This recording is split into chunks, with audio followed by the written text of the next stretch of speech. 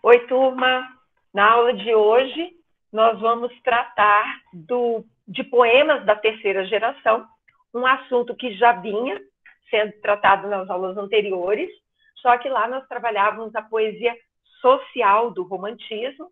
Eu quero relembrar vocês, desde lá do começo, quando eu falei das poesias do romantismo, que se dividiam em três gerações, elas se dividem em três gerações, que quer dizer uma passagem de tempo, uma primeira geração do início do século XIX, uma segunda geração mais para o meio do século XIX e a terceira mais para o final. Todas elas vão ser gerações em que abordarão o romantismo como a matéria-prima principal.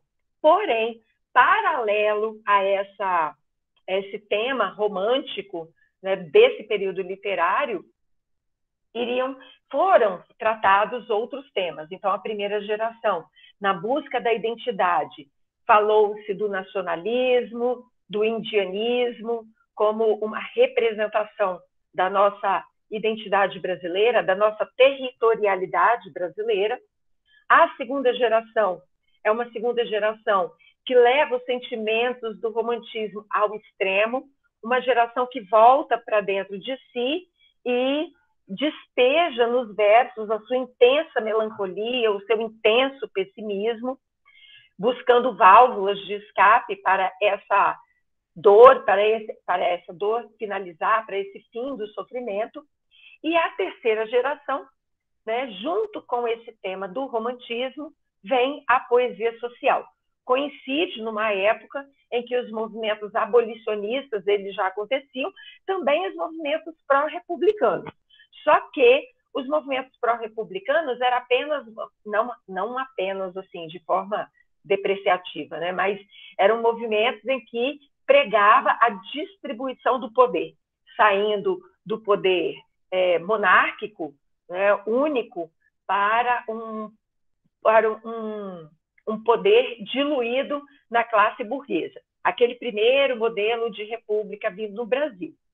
Era uma questão de classes ali dominantes, né? Mas um problema pertinente, latente mesmo, na sociedade, além desse, é claro que não deixa de ser, guardadas as devidas proporções, era o problema da escravidão. Até porque, como eu comentei com vocês, e lá em História vocês viram ou verão de forma muito mais detalhada, os países no entorno do Brasil, na América toda, já estavam caminhando muito à frente na abolição da escravatura. O Brasil foi o último país da América a abolir os seus escravos. Então, a literatura passou a ser uma voz num momento de monarquia ainda no nosso país para poder fazer com que as pessoas se sensibilizassem cada vez mais para esse problema e ganhar corpo esses movimentos abolicionistas até chegar à abolição no final. Bem, claro que para alguns havia interesses mercantis nessa abolição da escravatura, mas quem defendia a abolição mesmo com causas abolicionistas, lutando por direitos humanos, coisa que naquela época nem se falava de direitos humanos, era justamente para que esse negro fosse tratado de forma igual, coisa que não acontece até hoje, mas a ideia era essa, e que a escravidão ela fosse totalmente diluída, extinta, exterminada no nosso país, né, e que as pessoas, então, se tornassem livres.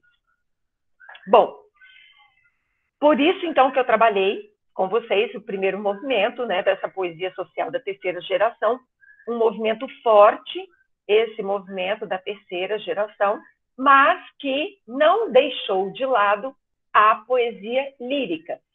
E aí nós vamos ter o mesmo autor, que é Castro Alves, como sendo o autor de nome, de destaque nesta geração. Apesar de ser conhecido como o poeta dos escravos, ele é a voz, né, dos negros nos seus poemas, mas ele tem intensas poesias e marcantes poesias líricas, que é tratando do tema amoroso nesta terceira geração. Só trouxe aqui para a gente lembrar isso que eu falei na aula passada com vocês, né, na última aula síncrona, e tem lá também no Moodle. Castro Alves, ele tem na sua obra, na sua trajetória literária, 4 obras publicadas. Todas essas obras são um apanhado de poesias que estão ali dentro, mas o único livro que foi publicado em vida foi Espumas Flutuantes.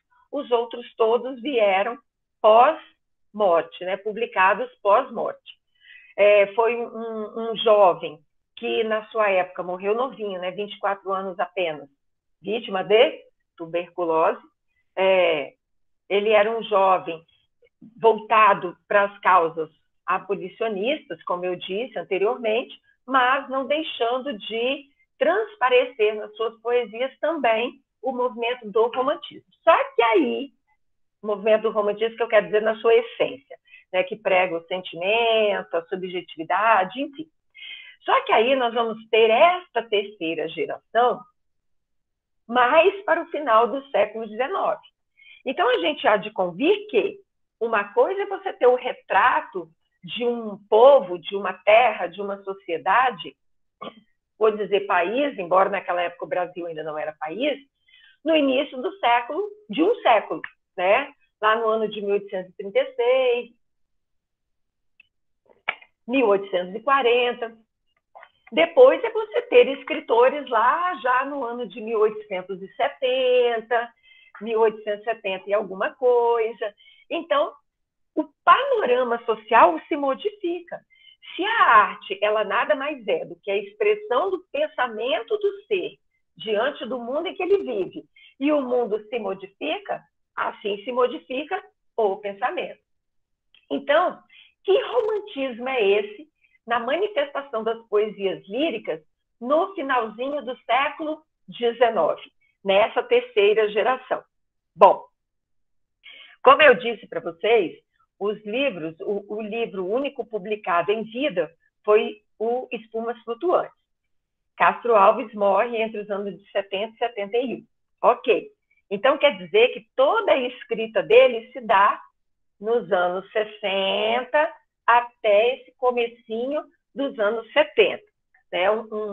Uma sociedade em mudança. Se lá no início do século aceitava-se a escravidão perfeitamente, aqui no final os movimentos aceitava-se perfeitamente, que eu quero dizer no geralzão, tá? Porque sempre teve quem ia contra. No final, o movimento é inverso. Tem muito mais gente contra, ou pelo menos assim, o número de pessoas contra engrossa, aumenta. A cabeça do ser humano vai também se modificando. Por isso eu volto naquela velha frase conhecida de muitos aqui, que ouvem lá dos papais, dos vovôs, porque na minha época, né?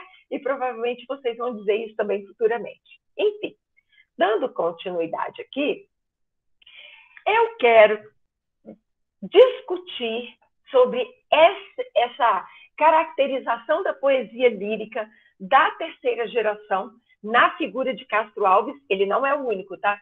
Como eu disse, tem outros autores, mas é que a poesia dele é tão completa que a gente, por questão que a gente chama de didática, que é de estudo na escola, vamos ficar com as poesias de Castro Alves. Mas tem outros escritores aí também importantes, como, por exemplo, Sousa Andrade, que vem também com uma figura muito importante no romantismo, mas vamos nos ater a esse Castro Alves.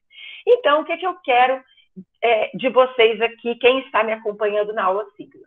Gostaria de que vocês participassem ativamente, quem puder aí com o microfone, porque no momento que eu estou lá na tela de apresentação do PowerPoint, eu não consigo olhar o chat.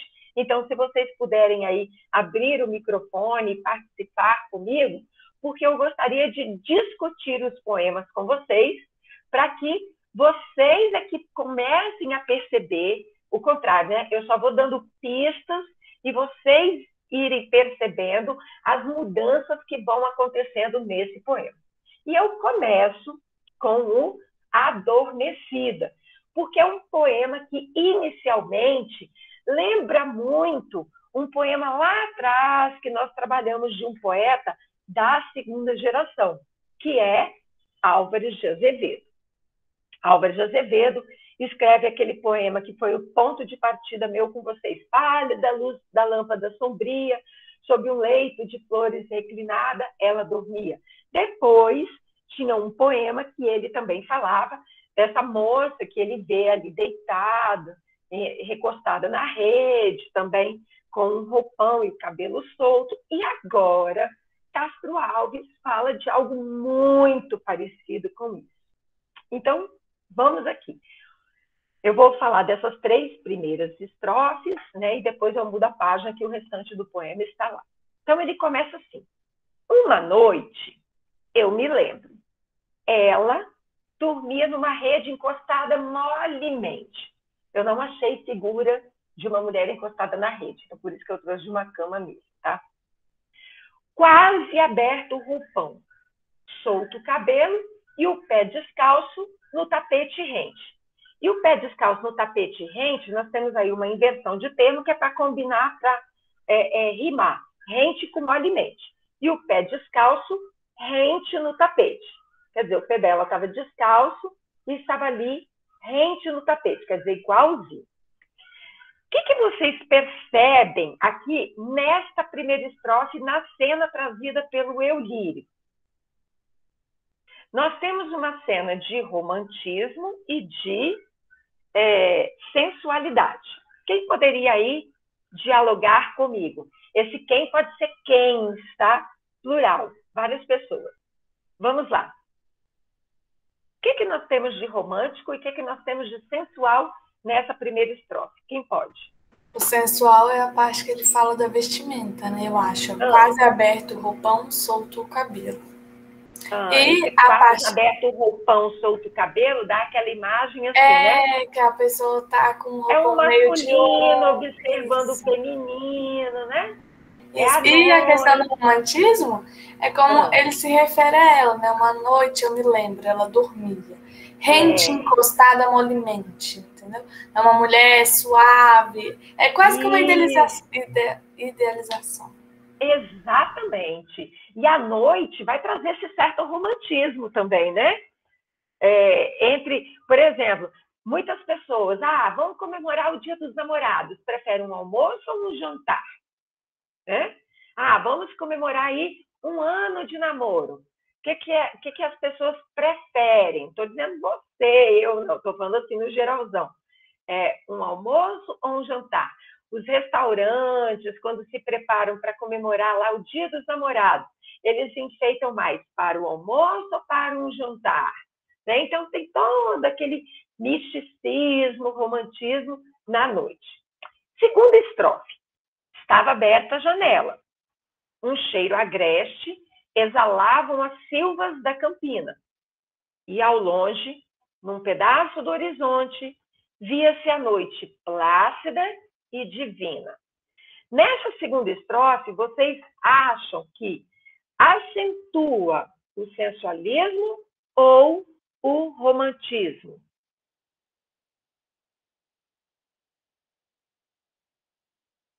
Eu acho que nenhum, porque ele está falando do local, não da mulher. Mas esse local, ele serve para intensificar o sensualismo ou para intensificar a visão do romantismo que ele tem para com ela? Eu acho que é o romantismo. Isso. Por que você acha isso? E tá achando certo, hein? Não sei, tipo... Calma aí, eu vou ler de novo. Estava aberta a janela. Um cheiro agreste exalavam as silvas da campina. As silvas quer dizer os matos. E ao longe, num pedaço do horizonte, via-se a noite plácida e divina. Plácida quer dizer calma, suave. Eu acho que é como a Helena falou, traz, sei lá, essa sensação de calma, entendeu? Exato, né? Não sei uma palavra exata para... De perfeição, né, não? Exato. Ele está caracterizando o lugar, lugar divino, um cheiro, dá aquela sensação de aromatizar o local que eles estão.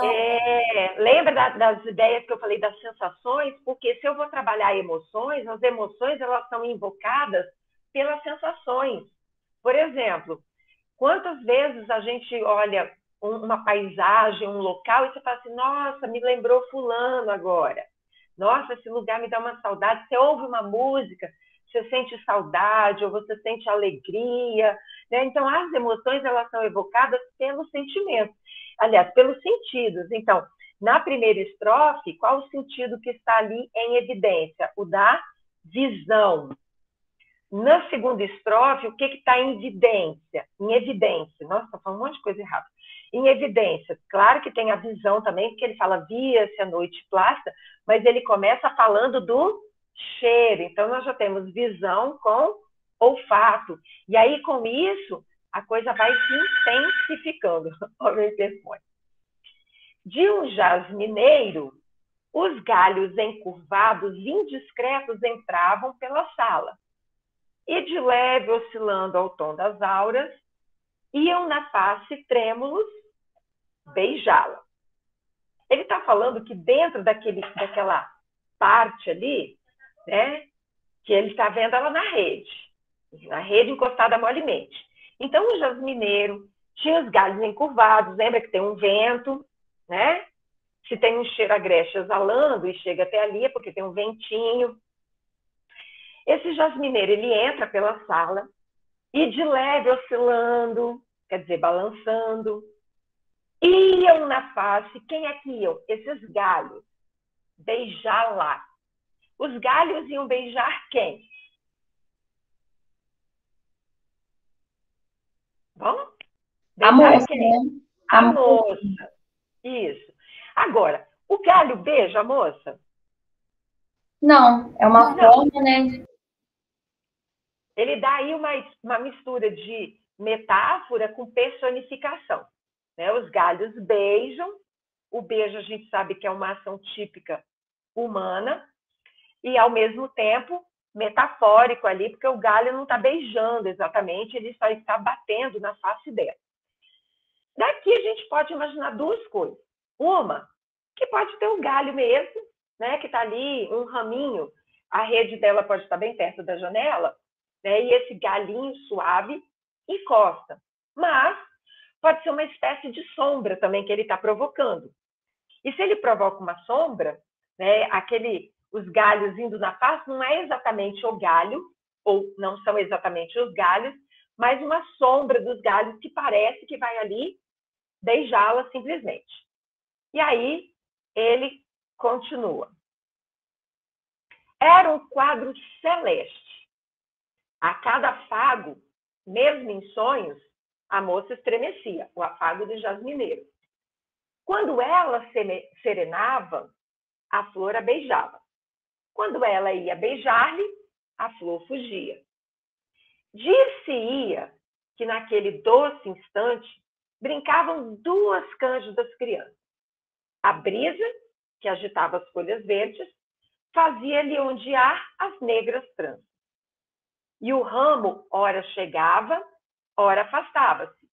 Mas quando havia despeitada a meio, para não zangá-la, sacudia alegre uma chuva de pétalas no seio. Eu, fitando esta cena, repetia naquela noite lânguida e sentida. Ó flor, tu és a virgem das campinas. Virgem, tu és a flor da minha vida. Nós temos um eu lírico que se sente de que forma diante desta moça? Abra os microfones aí para a gente bater um papo agora. Como esse eu lírico se sente diante desta moça? É como se a mulher fosse a razão da vida dele, né? Exato, ela é tudo para ele, né? Há uma certa sensualidade no texto, quase aberto o roupão, o cabelo solto. Aqui ele fala, sacudia alegre uma chuva de pétalas no seio. Que diferença a gente vê e que igualdades a gente vê entre este poema de Castro Alves e aqueles outros dois lá de Álvares de Azevedo.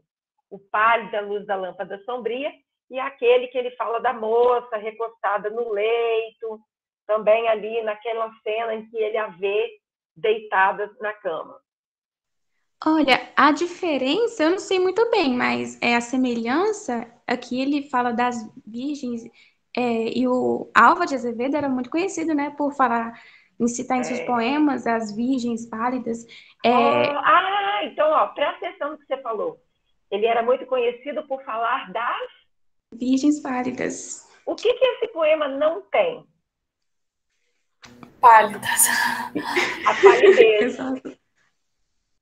Exato, acabou de dar a resposta.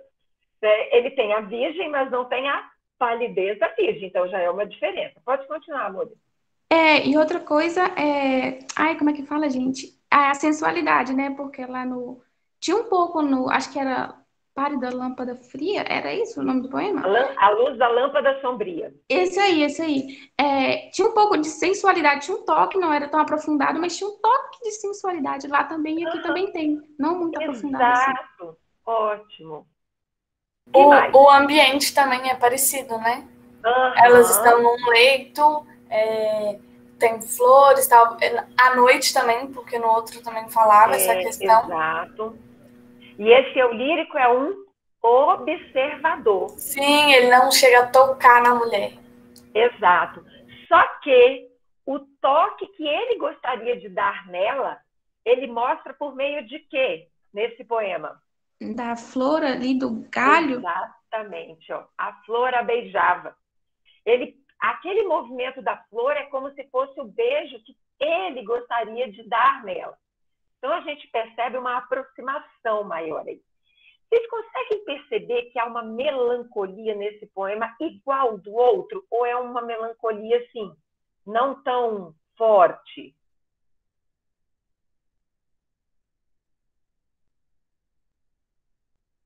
Eu acho que essa melancolia aqui não é tão forte quanto o outro poema, né? Porque no outro ele fala que ele morreria sorrindo pela mulher. Mas aqui também tem. Mim, meu anjo lindo. Meu anjo lindo. Isso. Tem melancolia, mas não é tão extravagante quanto no outro. Exato. Ó. Eu, citando esta cena, repetia naquela noite lânguida e sentida. Então, quer dizer, é uma noite sentida, é uma noite de fortes emoções. Mas essas fortes emoções não são tão negativas como lá. Que ele fala de chorar, de morrer, o que não é aqui. Gente, olha como ele fecha de maneira encantadora, dentro da poética, é óbvio, né? Gente, eu tô vendo que eu esqueci umas aspinhas aqui, tá? Faltaram umas aspinhas aqui, mas eu tô perdoada. Olha como que ele fala. Tem uma moça e o jasmineiro. Então, tem a flor. No momento, ele fala, brincavam duas cândidas crianças. A moça e a flor. Então, ele faz toda uma cena imaginada ali, né? Como se a moça fosse fazer alguma ação, mas ele já falou que ela está ali recostada mollemente, né? Como se ela estivesse, assim, brincando com aquelas flores. E ele ali perto, falando da cena. Certo? Bom, a moça, uma hora queria pegar a flor e a flor fugia. Então, ficava naquele jogo de gato e rato, romântico, entre eles ali. Como ele está trabalhando com a moça e com a flor, são os dois elementos principais, olha o que ele fala no final e o jogo que ele faz de palavras. Ó, flor, tu és a virgem das campinas. Ele está falando para a moça. Mas, ao mesmo tempo, parece que ele está falando para a flor.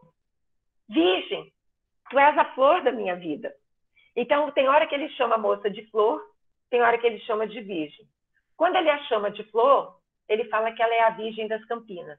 Quando ele a chama de virgem, ele fala que ele é a flor da vida dele. Então, ele faz essa jogada entre os dois aí.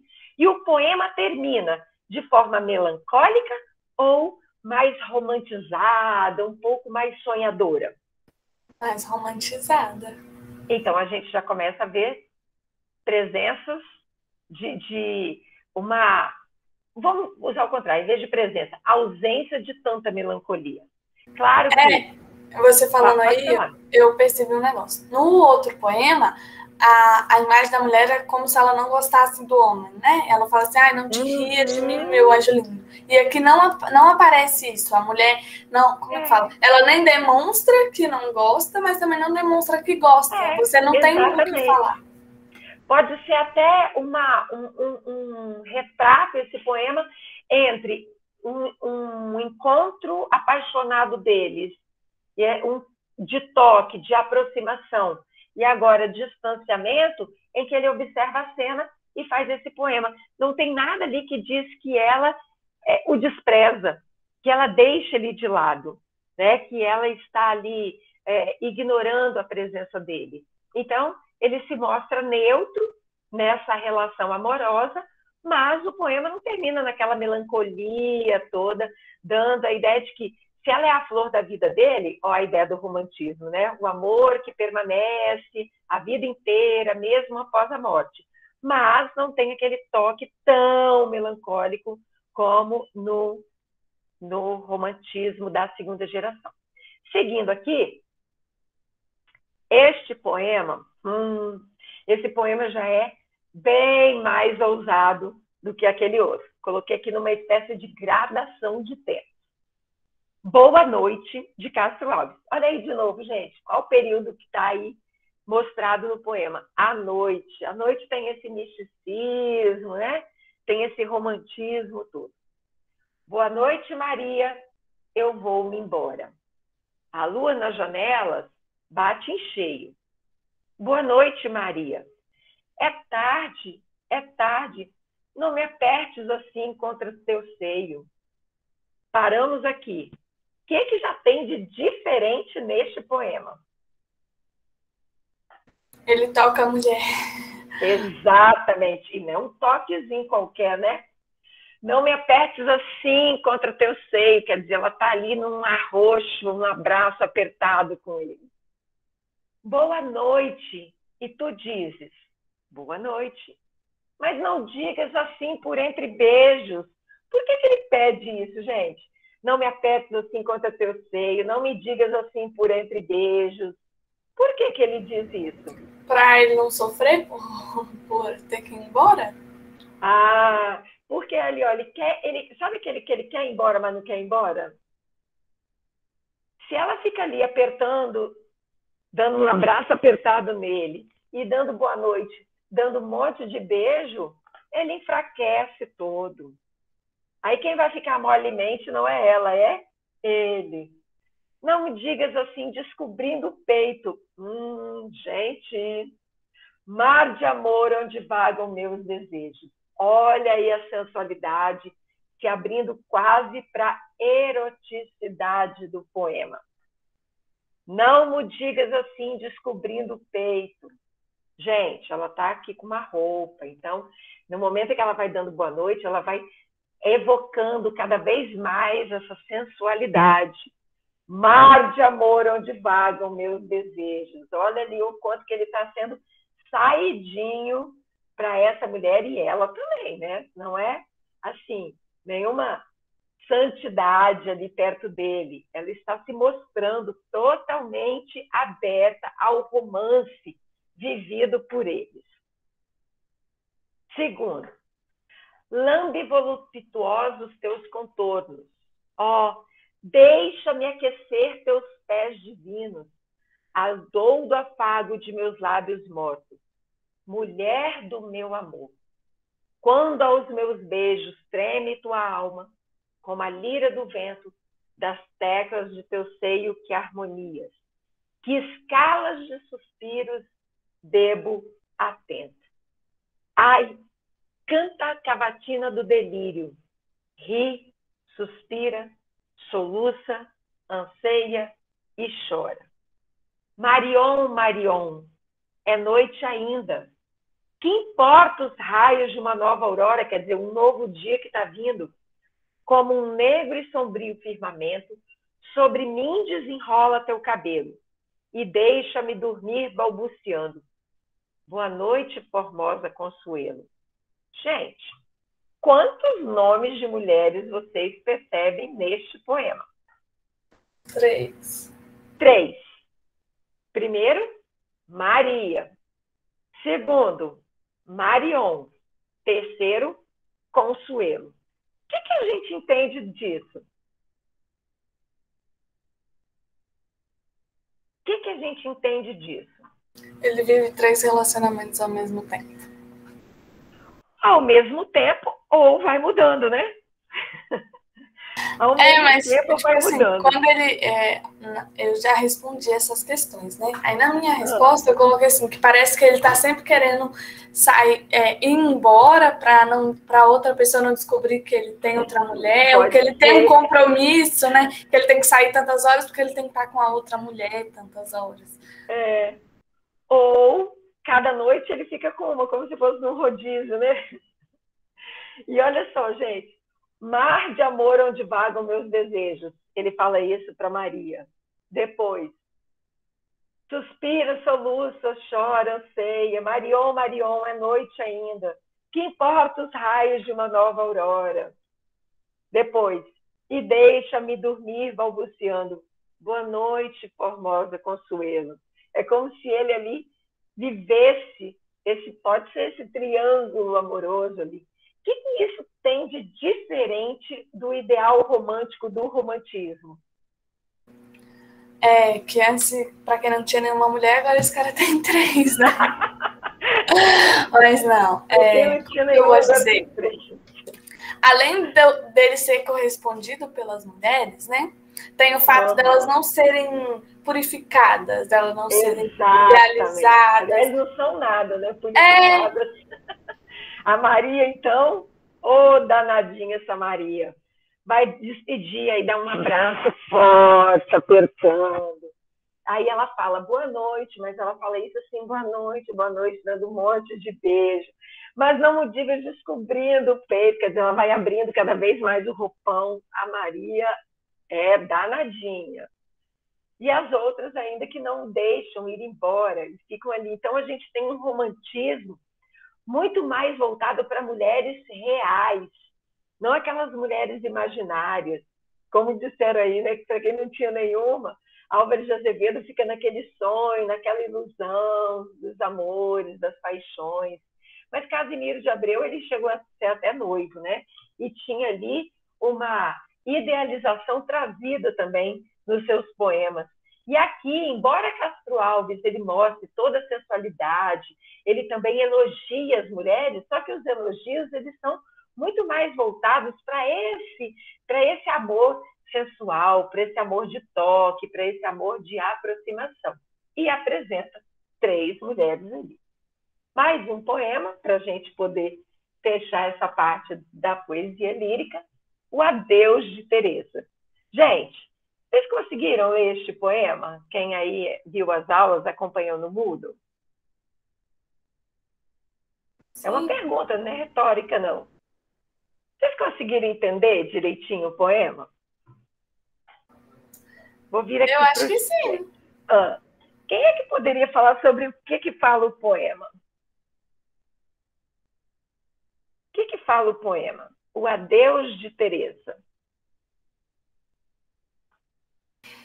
São vários encontros. E toda vez que eles se encontram, tem uma despedida até que essa despedida se torna verídica, né? Se torna realmente uma despedida. E quem é que é mais ousado nesse poema? Ele ou ela? Acho que ela, né? Ela, ó. A primeira vez que eu citei Teresa, e vocês estão vendo que tem nomes de mulheres ali? Esses nomes dão muito mais assim corpo a essas mulheres. No momento em que ele fala desse ela, sem citar um nome, pode ser até uma figura imaginária. No momento em que ele põe nome, tem-se a impressão de ser uma mulher real, mesmo que ela seja imaginária. Mas para o leitor, dar nome à personagem ganha forma. A primeira vez que eu citei Teresa, quer dizer, eu olhei para ela, como as plantas que arrasta a correnteza, é o contrário, que planta não arrasta a correnteza, é o contrário. É a correnteza que arrasta as plantas. Então, como a correnteza arrasta as plantas, a valsa nos levou nos giros seus. Quer dizer, ele viu Teresa e já ficou enamorado dela. E amamos juntos. que a gente entende por amamos juntos? Há uma correspondência amorosa. Uma reciprocidade, né? Exatamente, uma reciprocidade. Olha, ninguém dança sozinho uma valsa, né? A valsa é em par. A valsa nos levou nos giros seus. Quer dizer, tem duas pessoas ali se correspondendo. E aí ele confirma. E amamos juntos. E depois na sala. Adeus, eu disse-lhe a tremer com a fala. E ela corando, toda coradinha, vermelhinha, murmurou-me. Adeus. Uma noite, entreabriu-se um reposteiro e da alcova, reposteiro é uma espécie de cortina, tá? E da alcova é o quarto, saía um cavaleiro, ainda beijando uma mulher sem véus. Era eu, era a pálida Teresa. Adeus, lhe disse, conservando-a presa. E ela, entre beijos, murmurou-me. Adeus. Quer dizer, olha a intimidade se fazendo presente. Primeiro, o encontro deles foi onde? Lá na primeira estrofe. Em que lugar? Vocês estão com vergonha de falar ou estão procurando? A primeira vez que eu citei Teresa, como as plantas que arrasta a correnteza, a valsa nos levou nos giros seus e amamos juntos. E depois na sala, adeus eu disse-lhe a tremer com a fala, e ela corando murmurou-me adeus. Então o primeiro encontro deles se dá numa sala. O segundo encontro, que ele narra, não quer dizer que já é o segundo encontro, mas o segundo encontro que ele narra já é em que local?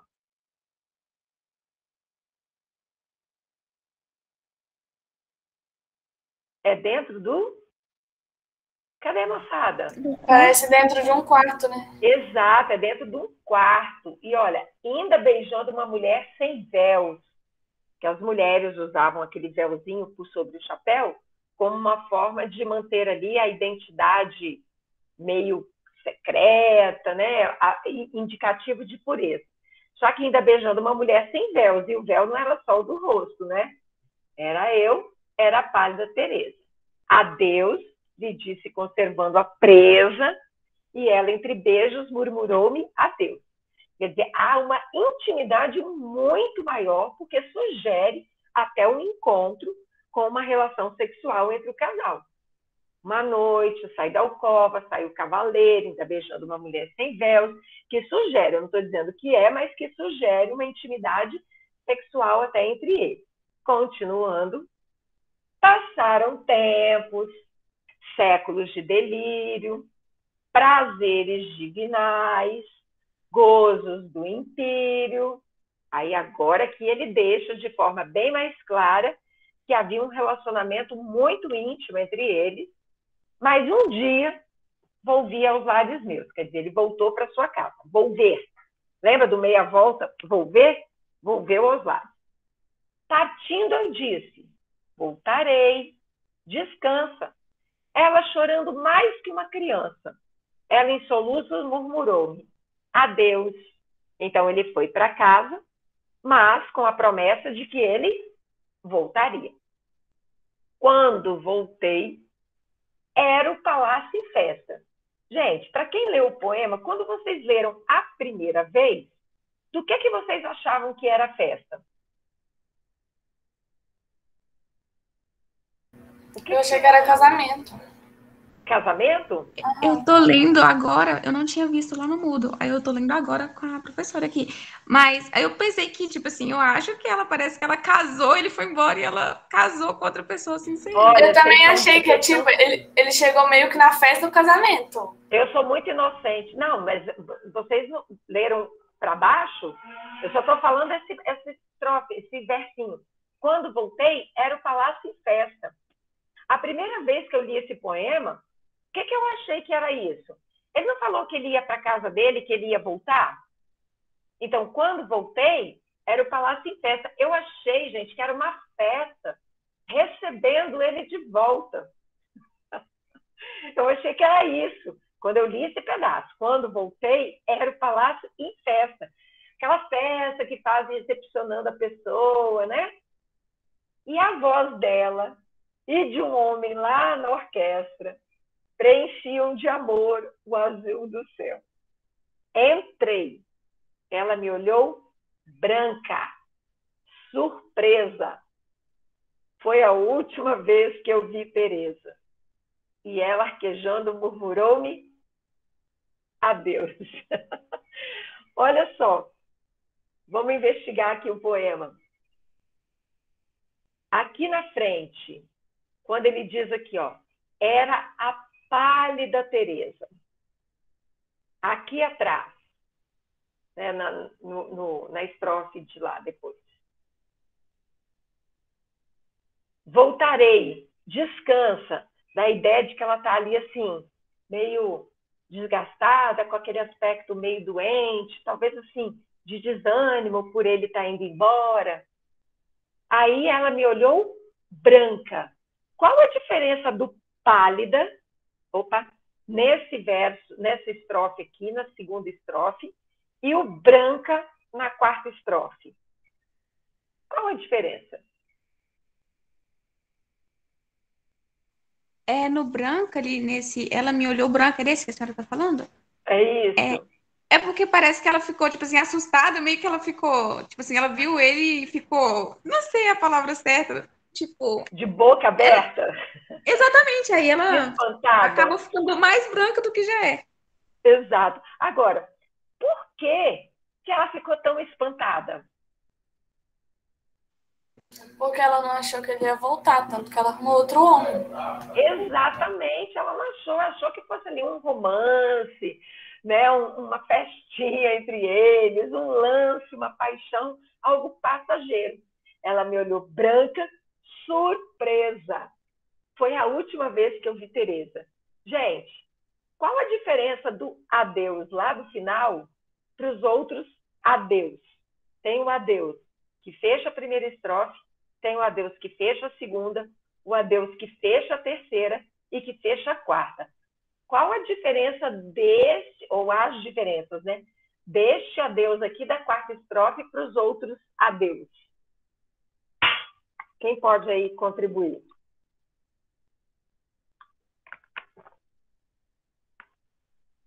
Na minha resposta, eu coloquei o seguinte. Depois eu vi que estava errado, mas eu vou colocar o que eu coloquei de início. Coloquei assim, que nos três ou quatro primeiros adeus... Três. Foram 3, né? Então, não foi um adeus de verdade. Sempre parecia que era uma despedida, mas eles sempre acabavam se reencontrando. Exato. E aí, no último adeus, realmente acaba, né? É definitivo. A mulher já arrumou sua vida e agora ela não vai mais ver o... A mulher arrumou a vida dela, não quer nem saber dele mais. Exato. Tem uma outra diferença. Todos os outros 3 adeus, quem fala sempre é ela. Né? O adeus é sempre ela. Olha lá. E ela corando murmurou-me adeus. E ela entre beijos murmurou-me adeus. E ela em soluços murmurou-me adeus. E ela arquejando murmurou-me adeus. Então é sempre ela que dá o adeus. Qual é a diferença dessa ação dela na última estrofe, além dessa que a Helena falou? Que é um adeus em definitivo, o que não é dos outros, mas há uma outra diferença também. Primeiro, os outros adeus dela, na primeira, na segunda e na terceira estrofe, é sempre uma resposta a um adeus de quem quer que fala antes. O eu lírico. Exato. Então, o eu lírico fala adeus e ela dá uma resposta a ele. Ele está sempre depois dele. Ele está sempre numa ação de submissão à vontade dele. É como se, até porque é ele que está na casa dela, né? Então ele vai embora, é como se ele ditasse o momento do adeus. E ela, então, corresponde. Em nenhum ela faz de forma satisfeita. Ela corando, murmura, entre beijos, murmura, em soluços, murmura. É ele que dita o ritmo e ela é como se fosse uma submissa às vontades dele, aos sentimentos dele. Até que no último, ela arquejando, ela é que dá o tom do adeus. E aí não resta a ele mais nada, nem a resposta de adeus. Foi a última vez que vi Teresa. Não fala que ele dá um adeus aí. Ele fica, se ela fica branca surpresa, ele deve ter ficado mais surpreso ainda. Foi a última vez que eu vi Teresa e ela, arquejando, murmurou-me adeus, sem dar confiança nenhuma para ele, terminando em definitivo o romance entre eles. Vou finalizar. Sim? Só um minuto. É que eu fui ver minha resposta ali, né? Aí eu tinha colocado outra coisa. Que nos 3 primeiros adeus, né? Acontecia uma despedida, um toque, um abraço, um beijo. E nesse último só foi a fala, não teve contato. Ótimo. Excelente. E no outro, há um diálogo. Ele fala, ela responde. E aqui é um monólogo. Só ela que fala o adeus. Não tem a fala dele. Vocês vejam que em todas as outras estrofes, olha aqui, ó. Adeus eu disse, e ela, adeus. Adeus lhe disse, e ela, adeus. Depois, espera aí. Clica aqui. Eu disse, voltarei, descansa, ela em soluços, adeus. Então, ele sempre fala, ela responde. Aqui não, né? Não tem ação nenhuma, a não ser a fala dela de um adeus em definitivo. Excelente essa parte também, que você colocou na sua resposta. Vou encerrar a gravação.